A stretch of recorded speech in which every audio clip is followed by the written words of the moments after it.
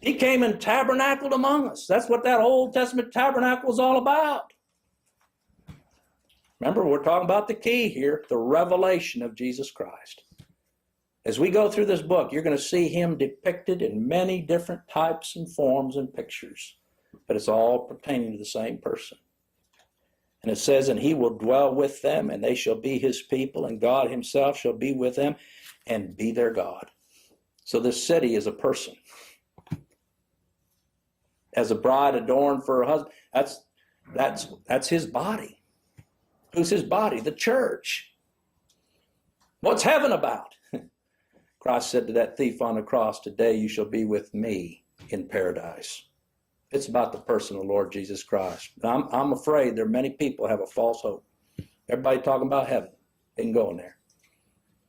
In fact, I hasten to say they wouldn't be happy there anyway. If it's about religion, if it's about works, if it's about rewards, if it's about getting some sort of acclaim like preachers do, get people to stand up and recognize certain ones and say, so-and-so sure is a good, zealous worker, that's the kind of heaven they think of. Wearing crowns on their heads and, skateboarding down the street, with all a different crown each day. Look what I've done.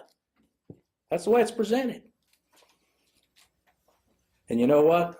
I say it again, they would not be happy in glory. Because heaven is about one person's glory. It's the Lord Jesus Christ. His person and his work. And any that are there are going to be there for one reason. Not for their works, but because of his work. Not because of their sacrifices, but because of his sacrifice. His blood and righteousness. And you look down, that's what it says there in verse 3. Behold. What are they beholding? Well, they're beholding the city coming out of heaven. Prepared as a bride adorned for her husband. That's Christ. That's his work.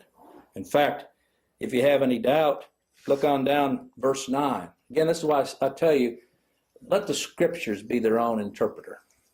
You can save yourself a lot of money by staying away from bookstores and buying the latest, and the greatest that people are pursuing. Just read this book.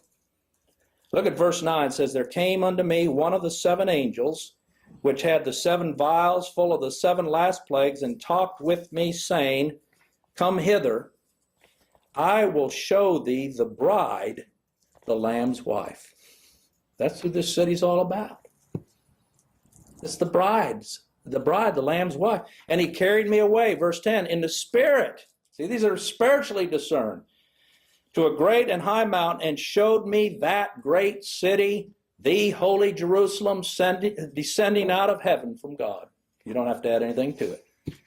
That's who this is all about. It's the bride of the Lamb. Christ has a particular people for whom he came. That's that people that the Father gave him even before time, and for which he came and lived and died and rose again, that God might be just and justify. And what's their end? They're going to enjoy his presence forever. Enjoy his presence forever. Oh, that's, like I said, what beautiful symbols and types there are here. But let me